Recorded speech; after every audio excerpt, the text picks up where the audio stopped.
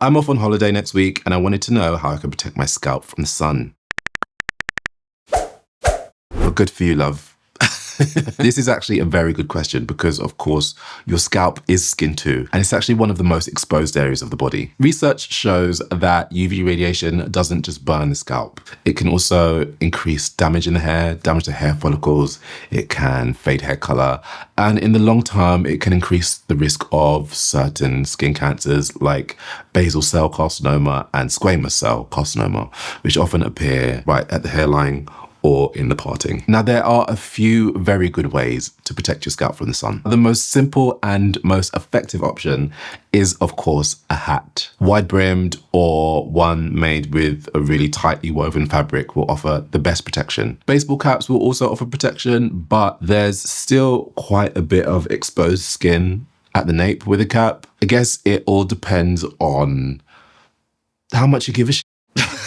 But another thing that you can do is use a sunscreen. And of course, you could use a regular sunscreen, i.e. one that you would use on your face and body for your scalp. There's absolutely no rule against that, especially when you're talking to me. I'm sure you can tell by now that I hate rules. But depending on your hair type, it will most likely overload your hair. There's also been some scientific rumbling about face sunscreens and hair loss, but that is a completely different video. There are a good few dedicated scalp sunscreens out there now, which is really fab.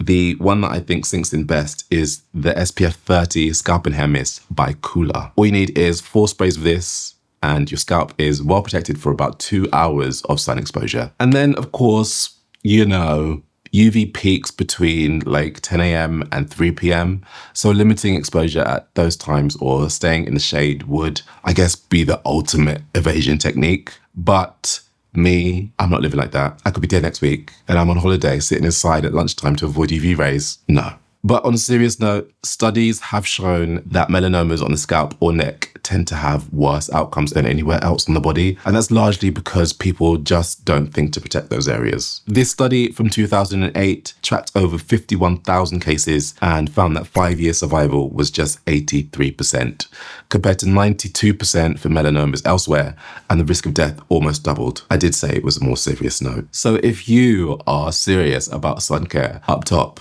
unlike me, wear a hat, and when you can't, use an SPF spray. Do as I say, not as I do. Yeah.